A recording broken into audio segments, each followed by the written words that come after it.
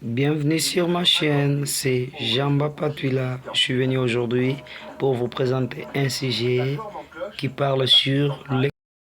Oui, bonsoir la famille. Je suis de retour, mais cette fois-ci, je suis venu avec une leçon française. Ah, je sais que vous aimez bien le français, n'est-ce pas? Vous l'aimez. Voilà. Et je vais vous parler aujourd'hui sur ce qu'on appelle complément. Puisque vous l'entendez, le mot complément, d'abord, ça provient du verbe compléter.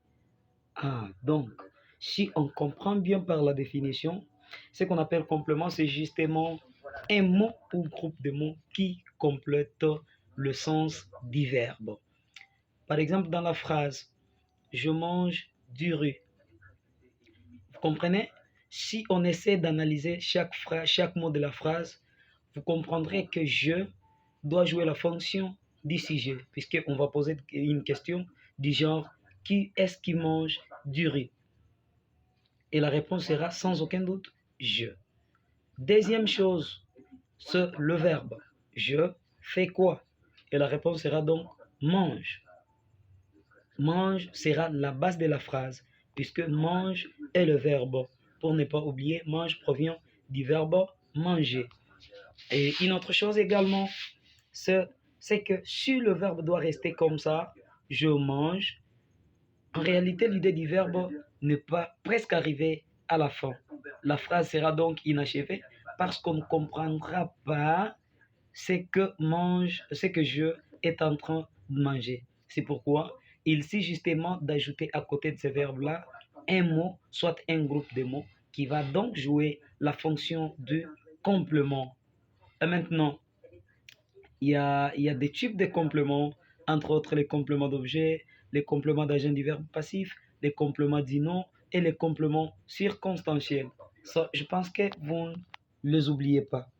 Et aujourd'hui, je vais vous parler justement sur les compléments d'objet. Quoi? Les compléments d'objet. Nous avons déjà défini ce que c'est un complément. Maintenant, un complément d'objet, vous entendez? Il se subdivise en des groupes. Je dis il se subdivise en des groupes ou en deux. Je cite, il y a les compléments d'objet directs et les compléments d'objet indirects. Tout à l'heure, je venais de vous donner un exemple d'une phrase. Je mange du riz. Nous avons dit que les compléments, c'est les mots ou groupes de mots qui complètent le sens du verbe. Et maintenant, écoutez, je mange du riz. Le verbe c'est mange. Et le complément c'est du riz. Mais lorsqu'on voit le verbe et les compléments, en réalité, entre le verbe et les compléments, il n'y a rien. C'est que le complément est directement rattaché au verbe sans l'intervention ou sans intermédiaire d'une autre chose. C'est pourquoi un complément comme celui-là, il sera appelé complément d'objet direct. Maintenant, je vais vous donner la deuxième phrase et vous verrez la différence. La différence est comme celle-ci.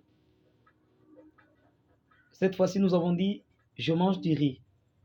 Mais voyez cette fois-ci ce que deviendra les compléments. Je dis je parle à mon père. Vous voyez, le verbe qui est là-bas, c'est parle, qui provient du verbe parler. Et les compléments, le mot qui complète le sens de ces verbes-là, c'est mon père.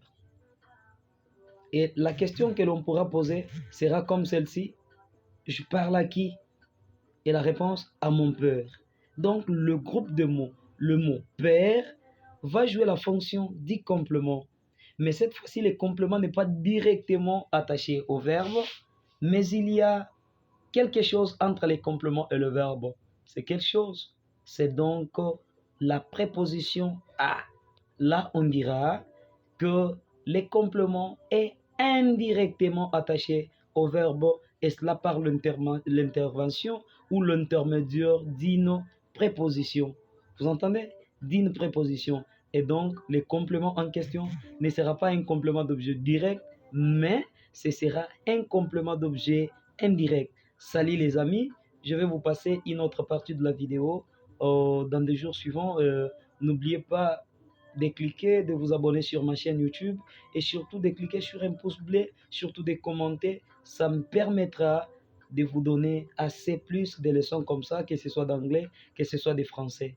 Portez-vous bien chez vous. Ciao.